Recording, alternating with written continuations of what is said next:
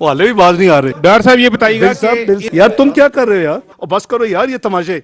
तो वो तो मेरा कसूर तो नहीं, ये हड़ताल का नतीजा है ना। मैं तुसी लिखो ना, मैं वैसे कह रहा मुझे मैं अफसोस होता है यार, तुसी भी कह के आंदे ना। नहीं मैं कह रहा हूँ आप भी उनको समझाते भाई कल बजट आ रहा है। क्या नहीं साहब, अगर शहबाज राना उनको कहोगे तो अद्धा क्लास खाली दिखा देगा। वो तो मर्जी की गल है ना जी, जिस तरह मर्जी कर। और एक बहुत बड़े अपना पिंडी के सियासतदान ने कह दिया कि मैं सियासत छोड़ दूंगा अगर 100 से नीचे आए। जब चंद हफ्ते 100 से नीचे आए तो हनीफ खालिद तो इस्तीफा नहीं ला सके। तो वो तो मेरा कसूर तो नहीं। डॉक्टर साहब ये बताइएगा बिल साहब आप क्या कर रहे हैं? बिल साहब तुसी करो ना। डॉक्टर साहब ये फरमाइएगा बिल साहब आप उनको योग करते हैं। सर आप जब इंटरेस्ट रेट थे 14%, तो उस वक्त आप बड़े क्रिटिक थे इसके और आपने काफ़ी आर्टिकल भी लिखे। आपकी अपनी हुकूमत में 22% पे पहुंच गए, उसके बारे में क्या कहेंगे? और दूसरा, बाकी सारे फैक्टर जो आपने माजी के गिने वो तो अपनी जगह है, लेकिन अगर आप फेयर एनालिसिस के लिए ये भी बता दें कि इस सारे प्रोसेस में ये जो डाउनफॉल है, इकनॉमिक डाउनफॉल, इसमें आपकी हुकूमत की कितनी कंट्रीब्यूशन है? देखिए मैं क्या नहीं सब अर्ज़ करूँगा कि देखिए वो एक आप भी माशाल्लाह इतने सीजनड और इतने तजर्बाकार हैं। ये there is no quick fix, मैं हमेशा कहता हूँ, या कोई switch on switch off budget कि जी नई हुकूमत आई है ऑफ कर देगी तो रुक जाएगा।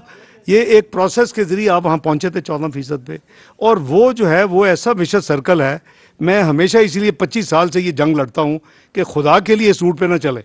मैं आज आपको ये बता सकता हूँ कि मैंने 2017 में ये उसके गवाह हैं। जो 3 महीने में रहा, जुलाई अगस्त सितंबर और अक्टूबर 4 महीने, वो मैंने ये एडवाइस किया शायद काका नवाजी साहब को उस वक़्त कि आप बिल्कुल डिवैल्यूएशन के रूट पे ना कभी जाएं, आपकी तबाही हो जाएगी। और आने वाली हुकूमत ने उसको बिल्कुल खुला छोड़ दिया। तो ये जो है ये अब ऊपर से आप बाउंड हैं। स्टेट बैंक को आपने फुल ऑटोनॉमी माशाल्लाह दे दी है, और वो भी ऑटोनॉमी जो कि दुनिया के कई ममालिक में नहीं मिलती। वहाँ आप को 1 रुपए को आप हाथ नहीं लगा सकते। तो ये अजीब किस्म का सिनारियो बना है हमारे लिए। प्रायोरिटीज अब क्या चीज़, हम किस चीज़ को ठीक करें? तो ये बिल्कुल आप सही कह रहे हैं, पॉलिसी रेट 14 से बिल्कुल गया है 21% पे एज ऑफ नाउ। लेकिन वो फिर अब ये रिवर्सल जो है, there is a time lag, और उसके लिए मैं समझता हूँ कि एफर्ट हो रही है। अल्लाह करे कि इंशाल्लाह हम कामयाब हो। दूसरा, आप क्या नहीं साहब, अगर शहबाज राना उनको कहोगे तो अद्धा क्लास खाली दिखा देगा। वो तो मर्जी की गल है ना जी, जिस तरह मर्जी कर। सर डॉक्टर साहब शुक्रिया। डॉक्टर साहब आपने बताया कि आर्टिफिशियल गैप है 40 से 45 रुपए का। मुझे थोड़ा सा ये रहनुमाई कर दें, आप इसका रियल इफेक्टिव एक्सचेंज रेट कितने अरसे में इसकी एक्चुअल रेट पे ले आएंगे, या ये ऐसे ही फेक उड़ान में रहेगा? सेकंड, ये जो आपने फिगर बताया कि 29.2 जो इन्फ्लेशन फिगर है उसको अराउंड 30 कर लें। फैसला तो कल कर ले, 0.2 है।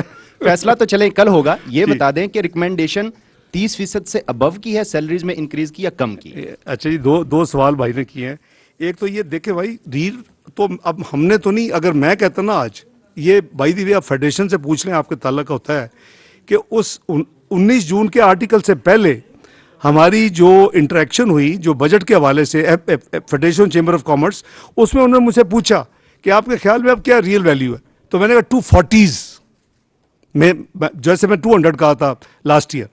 तो वो अब अल्लाह का करम है कि 2-3 दिन के अंदर अपना ब्लूमबर्ग के अपने जो है एक्सपर्ट्स ने आर्टिकल छाप दिया। वो होगी जो उन्होंने हाईलाइट किया ना, परसेप्शन ठीक होना, ये IMF की कन्फ्यूजन क्लियर होना, वो चीज़ें, और आपका उसमें पॉजिटिव रोल अदा करना, कॉन्फिडेंस बिल्ड करना, आवाम को समझाना कि भाई ना डॉलर खरीदो भाई, कहीं नहीं जाते, ये कोई और नहीं होगा। तो वो हम मिलके करेंगे तो believe me it's not a difficult task. और मैं इसलिए कह रहा हूँ कि एक तो मैं अल्लाह के हजूर हमेशा में भरोसा होता है कि अफी सिंसेरिटी के साथ करें। और दूसरा, मैंने देखा 98-99 भी आप भी हैं, मैं भी हैं, हिस्ट्री आपके पास है। 69 से 52 पे आया, और फिर यानी कू तक 10 महीने उधर ही था।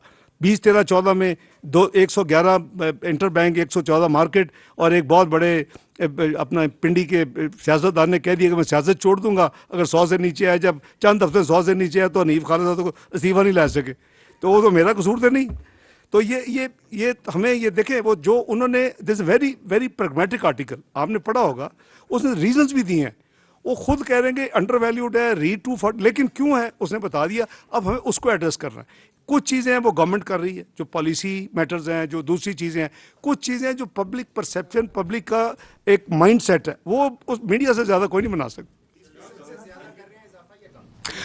वो देखे वो एक नहीं, वो देखे मैंने अभी अर्ज किया कि पूरी कोशिश करेंगे कि हम इंशाल्लाह नहीं, वो by the way 29 should not be the parameter, the base line should be core inflation. Let's be fair, सारी दुनिया में कोर इन्फ्लेशन के साथ चलती है, सीपीआई के साथ नहीं चलती। तो जो कोर इन्फ्लेशन है वो तो 16 और 20 है, एवरेज 18। लेकिन बिलीव मी पूरी कोशिश करेंगे इंशाल्लाह, whatever we can do we will do, हम पूरी स्पेस निकालेंगे। डॉक्टर साहब 2 सवाल है सर। कह नहीं सकते सर ये बता दें कि जो इस वक्त पाकिस्तान की डिजिटल इकॉनमी है, जिसमें बहुत सारी ऐप्स हैं और वो ट्रांसपोर्ट के ऊपर, फूड के ऊपर, रिटेल के ऊपर काम कर रही हैं, वो हमारे इकोनॉमिक सर्वे में कब शामिल होंगी? और अब ये भी बता दें कि जो इस वक्त हालात हैं, हम चार्टर ऑफ इकॉनमी के ऊपर जो है वो आइंदा कोई टॉक्स देखेंगे आपकी और जो आपके ओपोजिशन की जमात है उसके साथ? जी भाई, जहाँ तक पहला तल्लक है, अगेन प्लीज़ आप उसको इस तरह नेगेटिव ना लें, मैं अननेसेसरी आप पे बोझ नहीं डाला। लेकिन अभी हमने पिछले 3 हफ्तों के अंदर जो ट्वाइस प्राइस चेंजेस हुई हैं, 35 पे हमने डीजल कम किया, 20 पे हमने पेट्रोल कम किया, 17 पे हमने लाइट डीजल ऑयल कम किया और 12 पे केरोसिन ऑयल कम किया। जो पहली 2 आइटम है डीजल की, खासकर डीजल की, वो डायरेक्टली जब 5 पे बढ़ते हैं तो हर चीज़ की किराया बढ़ जाता है और उसका इम्पैक्ट हर चीज़ पे आ जाता है। Believe me, it is totally unregulated. मैंने बाकायदा रिक्वेस्ट की है चीफ मिनिस्टर्स को कि फॉर हेवन सेक आप बाय गवर्नमेंट रिट इनको फोर्स करें कि कम करें। और I am grateful to the Sindh chief minister, उसने 40 ट्रांसपोर्टर्स को ख़त लिखा, मुझे कॉपी भेजी। और पंजाब चीफ मिनिस्टर उसी लाइन पे फिर मैंने जब रिक्वेस्ट की, उन्होंने भी एक्शन लिए। देखिए, आप भी उस पर बिल्ड करें। दूसरे मुल्कों में कंज्यूमर प्रोटेक्शन सोसाइटीज़ होती है, दे आर वेरी प्रोएक्टिव। वो तो यहाँ तक करती हैं कि वो उनका बाइकआउट कर देती है। डॉक्टर साहब ये बताइएगा कि बिल साहब आप क्या कर रहे हैं? बिल साहब यार, तुम क्या कर रहे हो यार? तुसी करो ना। डॉक्टर साहब ये फरमाइएगा बिल जब आप उनको योग करते हैं, आप करें। सर्वे के अंदर जो अनएम्प्लॉयमेंट का नंबर है वो काइंडली अगर शेयर कर दें, मुल्क के अंदर कितनी बेरोजगारी बढ़ी है?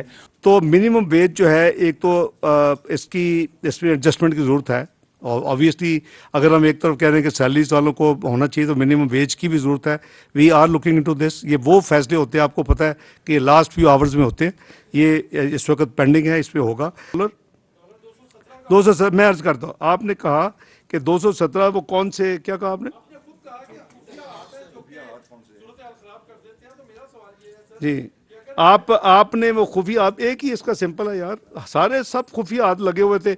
जब एक former finance minister of Pakistan तो सूबाई फाइनेंस मिनिस्टर को फोन करके ये कहे कि भाई ये तुम IMF को सैबोटाज करो, ये मत करना लेटर, तो यार इसके आगे कुछ रहती है बात। मैं नहीं चाहता हम पर्सनल हों, लेकिन आप माशाल्लाह मुझसे ज़्यादा इन्फॉर्म्ड हैं। इस तरह के इधर भी बैठे हुए हैं जिनको ये चाहिए कि पाकिस्तान खुदा न खासा डिफॉल्ट करे, और वो पता नहीं क्या चाहते हैं। कोई री इमेजिंग हो रही है, कहीं डी इमेजिंग हो रही है, कभी कहीं कुछ हो रहा है, कुछ सुपर इमेजिंग हो रही है। और बस करो यार, ये तमाशे बंद होने चाहिए। इस पे इकोनॉमी के ऊपर सियासत नहीं होनी चाहिए, चाहे कोई भी हो, इंक्लूडिंग अस।